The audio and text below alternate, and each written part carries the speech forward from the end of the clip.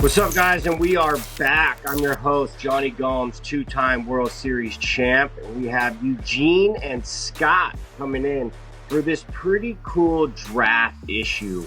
The draft is one of the exciting times for Major League Baseball, high school baseball, JUCO baseball, and of course, college Division I. All right, let's dive right into Charlie Condon, who pretty much took the nation by storm this year. I mean, this guy's tipping the scales upwards of 6'6". I'm pretty sure he can play all over the diamond, 6-7 positions. Be real curious to see who takes him and what position he starts his pro career at. But there's one position that is non-negotiable, and that's hitter, right? This guy is absolutely a hitter. And when you got that, they'll find a spot for you on defense. Yeah, when he shows up to the yard, he says, "Coach, I play 3 holes." Yeah. And then they find a spot for him. We're talking about a 6'6 plus frame, right on right. Haven't seen power like this in a long time coming out of the collegiate level. Yeah, he's really fun to watch, man. I've enjoyed watching him this season playing for West down in Georgia. The bat is definitely real. He definitely understands how to hit. I like watching him hit. The approach seems fairly advanced, and bat path's elite. The patterns are really good, man. The dude knows how to move. I expect him to obviously continue to hit. Now, there definitely are hitters at the top end of the first round out of college that I like more. There's guys that I like better than Condon, but there's no doubt that he's going to be a good player for I think a long time. Yeah, well, as we always say, we can't disclose specific numbers, but we can walk up to that line. When you produce like Charlie has, you have to ask the question, is this guy wired to see and process things at an elite human level? And I think it's a pretty safe conclusion. I mean, you just look at his production. You also look at the fact that he only strikes out 13% of the time in the SEC. He walks more than he strikes out. I mean, great plate discipline, high bat-to-ball rates. I mean, he's making decisions, and he's making pitchers pay because he's selective. And he doesn't swing and miss a lot. He doesn't chase a lot. All the signs that in addition to having the physical capability, he knows what he wants to do. He's able to execute and process at superhuman speeds. And that's a good blueprint for success as the game gets faster and more complicated at the next levels. Yeah, 100%, Scott. I think that's really well said. And then I would even throw something out there because I haven't seen his scores, but something that's interesting to me that I just thought of now while you were talking about that. Like there are other hitters out of college that I feel like they might move a little bit more efficient, which might leave them a little bit, cleaner path at the next level or what have you. But here's the thing: if Condon, say there are some other guys that might even be a little bit more efficient in terms of how they move. Does that speak to how brilliant his mind is, how well he sees the ball? And are there things from his cognitive side that supersede other things that allow him to take what he does to a totally different level? Yeah. You know what I mean? Because when I watch 100%. Miguel Cabrera is a guy that's as efficient as you get. That's a guy that when you watch him hit, there's no one that's ever been around the game. And I think Johnny would agree with me. He's been in more big league clubhouses than me. So nobody that's going to watch Miguel do his work and say, man, like that's how it's done, right? Because he can hit to all fields, do it with power. The moves are always there. Condon doesn't have the same exact kind of moves that you would see from a Cabrera, right? And there are times that guys like that might bite a little tick early on a breaking ball right on right, might not be able to stay on the changeup away quite the same way with as much power. But maybe some of the cognitive side and the vision. And there's another piece to that, which is the IQ, right? Baseball IQ. If you have somebody that understands how guys are going to pitch and how they're going to approach their best stuff, those are all things that help hitters, advance in the game aside from just how they move. People often look at it like it's just mechanics, and they would often think that someone like us would do that as well. We fully understand that there's more to hitting, right? And hitting in 162 games over the course of a season against the best arms in the world. There's more to it than just moving clean, right? You have to have an understanding of a lot of different things, and as well as a supercomputer up top with great eyes. So, Scott, if you could talk to some of those things and maybe some interesting stuff that you've seen and that you maybe uncovered in your testing and data that speaks to some of that. Yeah, no doubt. I think what you're driving at is that hitting, not surprising, is multifactorial. Yeah. There's a lot of components here, and how you process what your eyes see. The eyes bring information to the brain. The brain makes sense of what it is, where it's moving in space, translates that into a decision to act or not. And then there's systems that are responsible for shutting down your movement, for timing, initiating the timing. Timing to achieve optimal bat to ball contact is undoubtedly multifactorial. There's a mechanical piece, there's a mobility piece, but there's also a piece in the brain that sends that command that tells your body when to go. And if that's more variable, or that's prone to being out in front or late, that can be the bottleneck in the whole process. So you've got to have all components. And I agree with what you said. There are some inefficient swings we have heard from coaches, from players over the years. They still get the job done. And so they're able to compensate for some of those. Now, there's probably a point at which, no matter how good your brain is wired, you may not be able to compensate as effectively. 100%. And there's going to be physical advantages that compensate for a little bit of, some decision-making challenges or inconsistencies you might have. So you've got to look at all pieces of the puzzle. And I think you nailed it.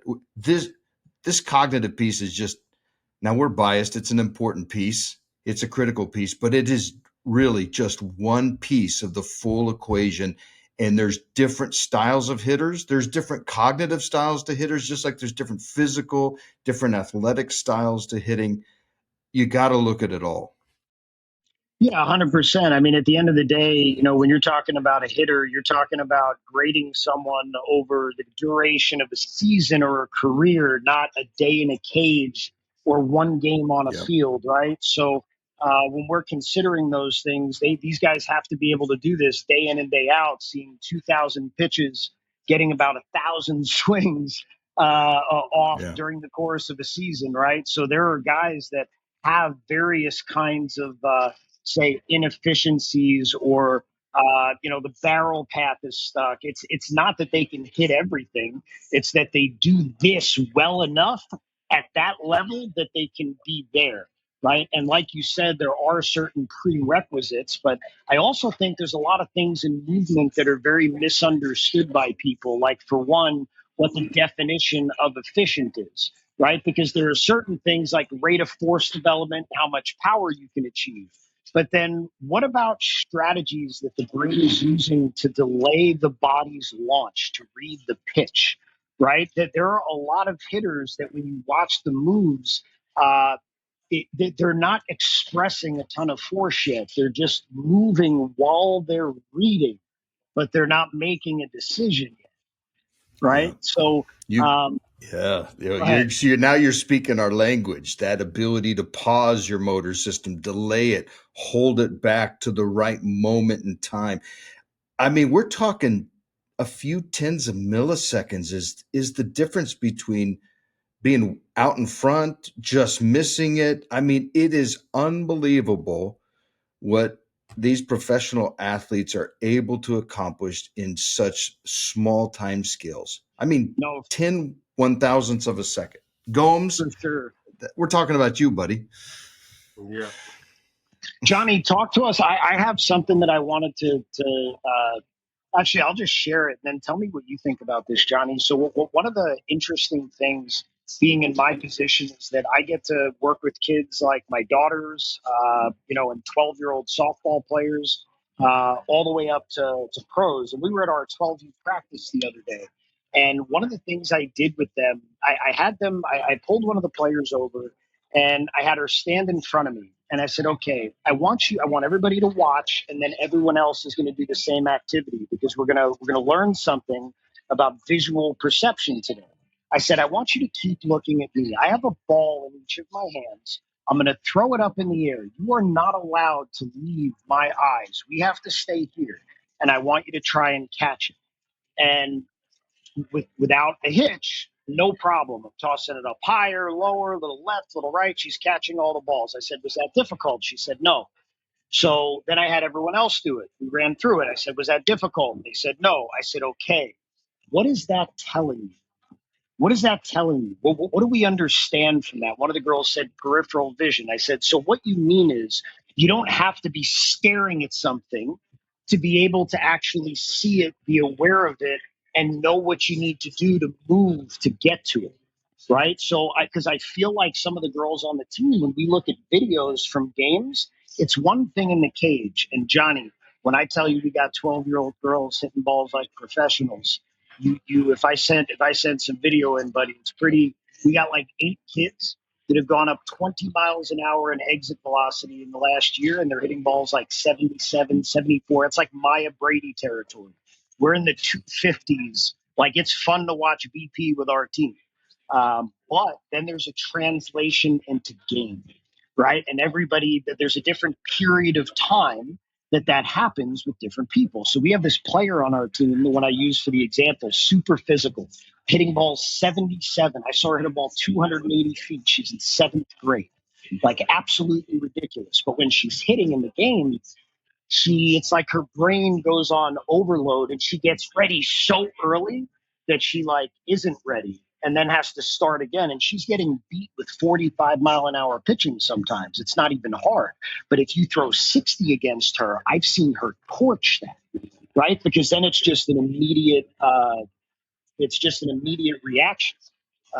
So for you, Johnny, is there ever, like, in your eyes, based on your time in the big leagues, guys you've seen hit, talk about uh, people that you saw or anything that comes to mind in terms of who had the best ability to kind of smoothly transition against pitchers.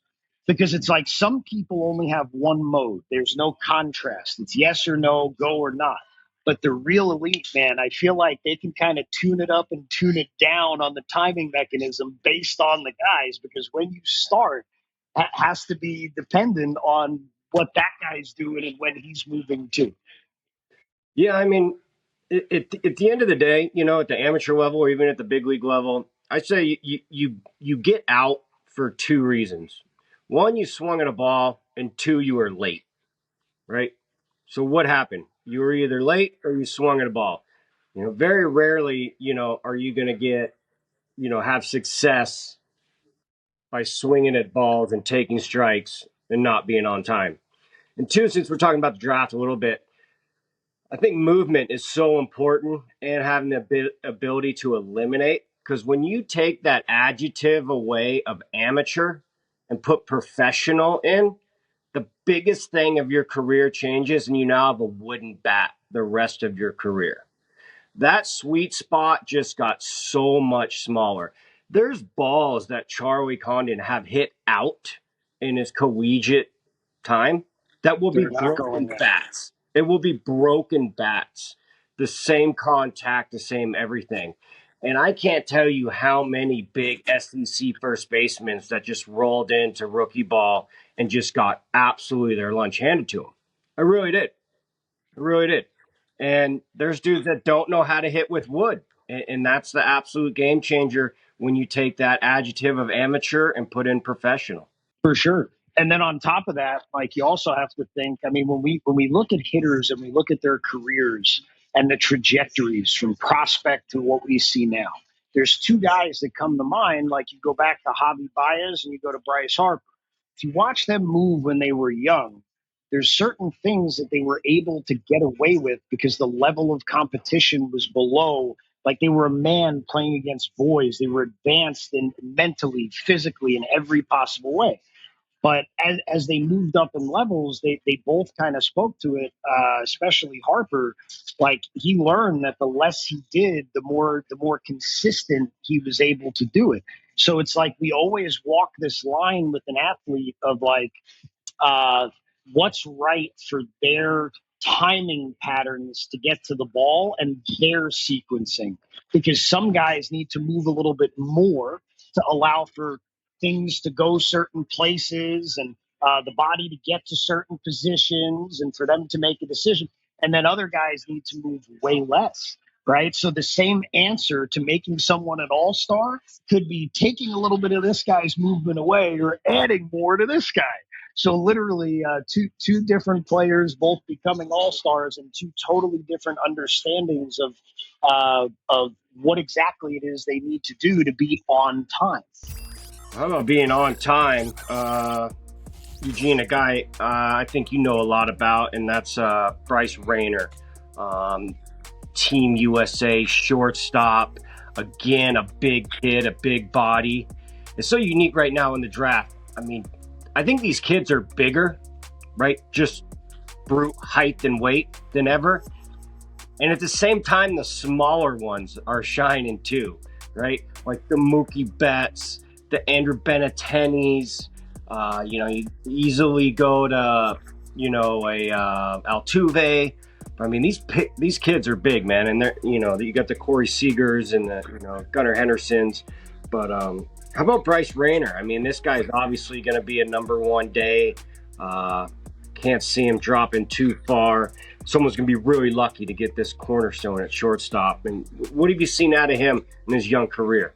Yeah, so I totally agree with what you said, man. And I've been a huge proponent of that for a long time. If anybody goes back and watches the breakdowns I did on Matt McClain and Peyton Stovall a couple of years ago, those are two guys that are going to hit at the big league level for a real long time, regardless of the fact they're 8'6". There's so many guys that do get drafted based on size, physicality, and don't even get me started on the draft combine stuff. That it's like just because someone can do something physically over here doesn't mean they're ever going to express it consistently at any kind of high level over here.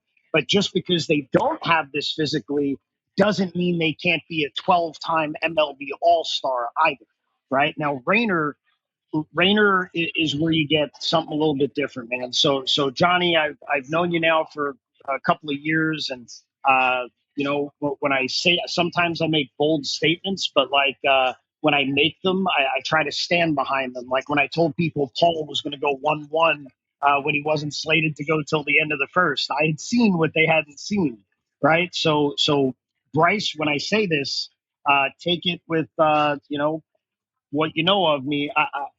Bryce Rayner is probably the best baseball player I've ever seen or coached on both sides of the ball. Bryce Rayner, I think, has the ability to be as good or better than Shohei Ohtani. And that is my 100% genuine, honest opinion, and I'll tell you why. I've been watching this kid since he's 11 years old. I've never seen his heartbeat tick above what seems like 25. Jonny, this is the slowest heartbeat of any human being I've ever seen in my entire life. If you watch him in a gold medal game with the bases loaded and 20,000 fans in the stands, or you watch him on the mound getting called in the same, pressure doesn't exist for him. And he's been doing this at a high level on both sides of the ball. Like the moment that their class was able to be ranked, he was the best pitcher and he was the best hitter. That it's been like that now for years and years. Now, last year, his junior high school, he had a little hiccup at the spring going into summer. He didn't perform at the same elite level that he had in the past. And one of the things I get asked by scouts about him is, what kind of worker is he? Well, how did he respond to those performances? Well, he doubled down got to work, and it didn't take long for everyone to all of a sudden consider him the highest ranking hitter and pitcher in the draft in his class. When you watch him on the mound, it's ice water in the veins, incredible feel for the ball. Anybody that's watched him in travel ball throughout his career, I think 95% of them, if you ask them what his highest ceiling is, they're going to tell you on the mound, because his feel for spin and fastball is ridiculous. He throws 98 with the same kind of efficiency movements that you watch Paul throw 100 with, right? Kind of like he's sleeping, right? It's kind of hang out, waka. And when you watch Bryce, it's even more effortless than Paul. And the command is there, the feel is there. So that's on that covers on the mound. Like last summer, for instance, he hadn't thrown since early in the school season. We got together, threw a couple bullpens. He hadn't thrown in a game in, I think, 7 months. He'd thrown 3 bullpens, and he was like 5 to 7, I believe it was, touching 8s, and just absolutely dominated in area codes last year. And then offensively, this is what I mean about more movement. So this is exactly what we were talking about. So watch this. So Bryce is a shortstop. Bryce has the ability, much like Jackson Holiday, to move and read at the same time. So like he's always had kind of like a little bit of a leg kick and a float forward, right? And he was always reading the ball while he was doing that. Well, if you watch Bryce last year, early in the summer, he was getting kind of stuck on his backside. His hands kind of came in. Everything got, so that there was no connection. The exit velos weren't there. There wasn't space. But it didn't mean that here's what I want people to understand. That didn't mean that Bryce couldn't hit. And it also, if you hadn't seen elite from someone before, it wouldn't mean that they couldn't be elite. It just means that's how they're performing with the way they're moving today. Now, with someone like Bryce, that's an elite mover and elite shortstop, you can just tell him to do stuff and he can just do it. He can just do it. You tell him to change his arm angle, he does it well. He doesn't move poorly. He makes a lot of the right adjustments when he does these things. So Bryce's entire life has always had this timing move with his hands and his foot, and it was kind of gone. So all I did was show him videos. We got together at PG National. I showed him videos of him when he was 14 years old, and he could just do it. And then this season he goes out and it's 550, just absolutely rakes in one of the best leagues in the country. So his path got better and his timing got better because he started moving more, not less, because that's the sauce for him, right? But the deal is, and this is where I want to kick it over to you, Johnny. So everybody keeps asking about, like, you assumed he's going to be a position player because people are comping him to Seager with the bat and the glove or whatever. But what he's capable of on the mound, I think we're doing a travesty to baseball if we don't take generational talents like this and allow baseball to decide where they belong. Like, and I understand from an organizational perspective, looking at timelines, maybe he's ready for this before he's ready for this. What do we do? Yada, yada, yada. The right answer, like, if you stick this kid at short, slate him in the 3-hole, and then when you need him to hop on the bump and close a game or throw an inning in relief, you do it. Just let him keep playing travel ball, guys.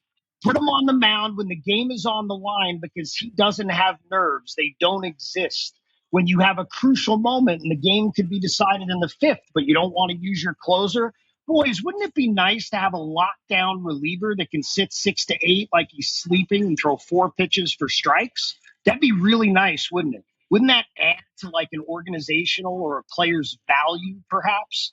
It's really stupid that scouts and organizations think they have crystal balls and they're able to decide for people without giving the game the ability to do it. And when people talk, oh, well, how do we develop him? It seems that he's done a good job developing outside of your system just fine. Maybe just leave him alone and ask him for whatever support maybe he needs. So, Johnny, I'm curious, what is your opinion on the two-way thing? And where's your head on that? Because I feel like this is a disservice to the athletes and the game. Yeah, I think from going down to the amateur level, what I have noticed, and I've shared it, is the Otani effect, and the Otani effect is real. And there's a lot of kids, and I think from Jump Street that want to do it. I don't think the want was there when I was coming up. I mean, a first overall pick that we watched, was Josh Hamilton, right? And Josh Hamilton could legit throw 97, 98, maybe 99 off the mound, but I don't think the want was there, right? He didn't want to pitch, so he's not going to pitch. But I think the want is there now for the youth. And I think that's one of the, I guess you said, dumbest things to do is take away the want, right? If this kid wants to do it, like, let's let him do it. And I'm not sure everyone has the answers, right? I think it's just so cool about the game and how it's growing as we are going to learn on the fly.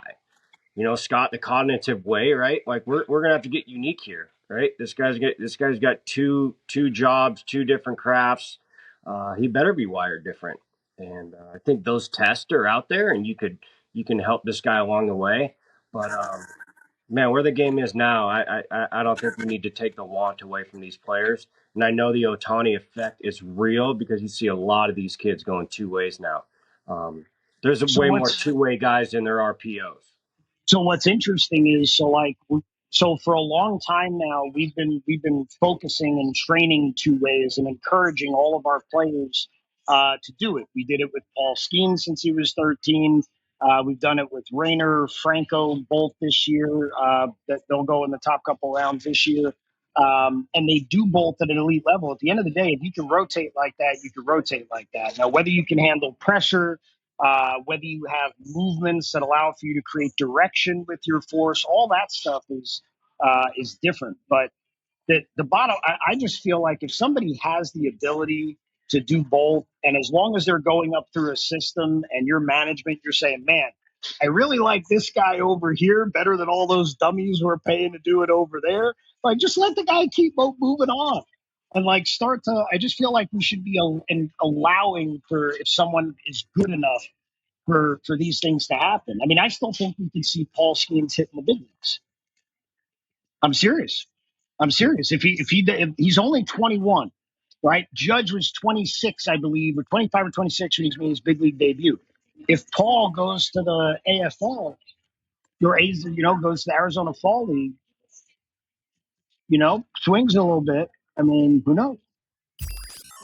Scott, let's go over to Charlie real quick. Maybe some comps of guys that you tested, talking about like utility men, right? Guys that can go in the infield, guys that can go to center field, play the corners. I mean, this year I think he started 7 different positions. How does that work cognitively? I mean, you got to be wired different, more than just the fundamentals of tracking down a fly ball and getting a backhand at shortstop. There's got to be something upstairs wired a little different. Yeah, I mean, some of this has to do with your proximity to the ball, right? Because the closer you are to the ball, the less time you have to process. And so, you're on a hot corner. I mean, you've got to be able to process what you see, the angle, the trajectory, the velocity, and then get into that quick, reactive kind of mode. You start moving up the middle, there's rhythm, there's trying to anticipate bounces. All of this has to do with getting in sync with what you're perceiving and processing. And obviously, we've reviewed some incredible catches in the outfield. So there's issues with trajectory and reading and moving to a space. We looked at some shots of guys who are catching things, not even looking at the ball, and they're scaling a wall and then turning, and they have absolutely predicted where that ball is going to land with incredible skill and precision. So I mean, you could break that down. We're kind of in the process of looking at the defensive side, the positional differences. We've done a lot of this in the NFL. I mean, there are different cognitive demands at each position, but even within positions, there's different cognitive styles. I'm a firm believer that hitters are going to have different cognitive styles. Fielders are going to play the game differently and have a little bit different level of skill or capacity processing certain elements on the defensive side that gives them an advantage. I think when you can play multiple positions, you're talking about a very flexible cognitive system. Yeah, absolutely. And I mean, really at any level, that's a manager's dream to be able to move all over the ballpark. Yeah, you think of a guy like Austin Nola, who we know well, who played middle infield all the way up until AAA. And then, he's 25 or so, and he gets asked, hey, what do you think about playing catcher? And our own Paul Phillips was the one that converted him to a catcher. You got to have an incredible cognitive system, because that's not moving from short to second, which is hard enough, but moving behind the plate and then having to engineer and make decisions. Yeah. Flexible brains. So, Scott, let me ask you this question. So I've been watching Bryce since he's 11, and what I see on the outside is this incredibly calm, almost sleep-like state. What is it? And I know that because of all the cognitive testing that y'all do, what is it that you see in the testing that speaks to those things? Yeah, no, that's a great question. Couple things jump out. Control over your motor system, because you're in arguably one of the most extreme situations that human beings face, where you have to process and react in less than 4/10 of a second. And so the ability to control your motor system from being impulsive, from reacting prematurely, so there's a timing. You said reading as you're processing. Well, part of that ability to read something, to delay and give yourself that fractions of a second more time, is to be able to hold your system in check just for a few tens of milliseconds, so you can buy that extra little processing time to make the decision.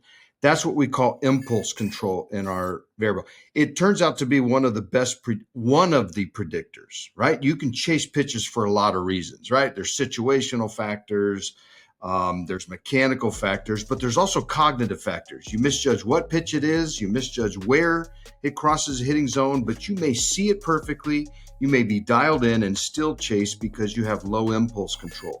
But that same impulse control system is what buys you that little extra time, that little extra breathing room to process and delay just for a few tens of milliseconds. That's the kind of system that I would expect Bryce to be having operating at an incredibly high level. I think the other thing is what we call distraction control. Your ability to titrate and focus your attention and block out any interfering distractions, which can come from outside of you, can come from your internal monologue and distracting thoughts. It's not just directing your attention like we think about in terms of concentration, but it's your attention to action. It's the ability to focus your attention to link what you see to what you do, and protecting that perception action linkage. That's what we're talking about. My guess is that Bryce has this incredibility to just arrest these strong motor urges and to equip his attention system and direct his attention system where he is focusing on nothing else but seeing it and doing it. God, that is just so good. That is just so good, man. And golly, Jonny, how many times you heard on a baseball field, trust your hands, or just relate. It's almost like being elite is more about our ability to shut stuff off than turn stuff on, and keep everything as quiet as long as we can, so we can make the decision and let it happen rather than trying to force it too soon.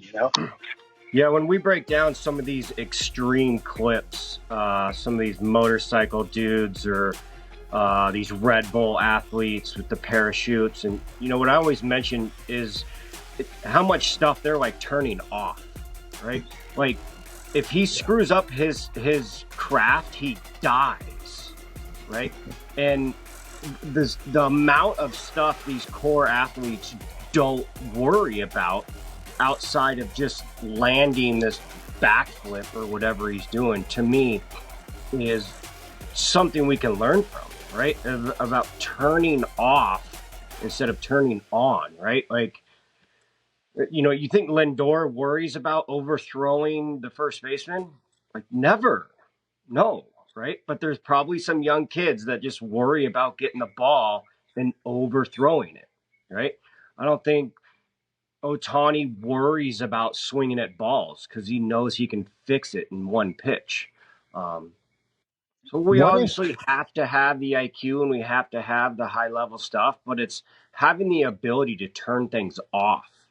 Um, and then I think that gives us, the adjective or of clutch. Like, what's clutch, right? Well, that's pretty good definition of the dude that can shut off the noise and stick with his plan. Um, when it gets the loudest, they get the quietest? yeah, Mhm. yeah. So, but yeah, it's cool, watching these extreme athletes and then just kind of looking at it through the eyes of a baseball player and some of these other things. And, on the cognitive side of, how alert we are, but at the same time, like, how much stuff can you turn off and I just still be moving fast? I just had this wild thought. Like, what if perception action coupling? Think about where we're at in baseball right now, and think about how right now we're in a state where there's a lot of people who are inexperienced in the game. Doesn't mean they don't play at a high level, but inexperienced in their understanding, that think that you have to try to hit it harder to get a better result of hitting it harder. Right? When other people know, Johnny, that is just not the case. Right? So what if an element of maximizing your performance, and what if understanding your perceived effort level has way more to do with actually just engaging the perception action coupling system at the right moment in time? And when this person tries to swing harder, because they do, it allows for these things to happen. But when this person does, that doesn't work anymore and they have to do the opposite. You know what I mean? Like, what if you could almost like look at where people stand on that sliding scale and have an idea that all these people should be at like a 70% or less kind of effort level mentally, then all these people need to be, Yeah, like that. yeah. That's really interesting, right? I just had that rant about while you were talking about that. It's a really cool concept because it, there's different. Our perception of our effort is usually not very accurate. A lot of Not people. even, yep, So we did 100%. something. We did a little experiment with Joe Dillon, who coached the Nationals. He was assistant hitting coach with Kevin Long when they won the World Series, and so we've known Joe Dillon for a long time. And he asked hitters to swing like cut your bat velocity down 30%, and so they felt like they shut it down 30%, but it was only like 8% in reality, and they started hitting the ball better. That said, there's research that shows that some people need to quiet down, but other people perform better when they're a little revved up and pissed off and a little fired up. There are individual differences, and some people are better in one state and others optimize their system in a different state. Starting to learn and ask questions about those individual differences is going to unlock, maybe even help some athletes Yeah. optimize So their that's strategy. actually, we actually already test those things in house. We just Yeah, don't have a strategy to have the answers before we do all the testing. You know what I yeah, mean? So like yeah, we test effort levels to see what's actually happening, and then we can reverse engineer and go off of where the yeah. results were and guide off of that.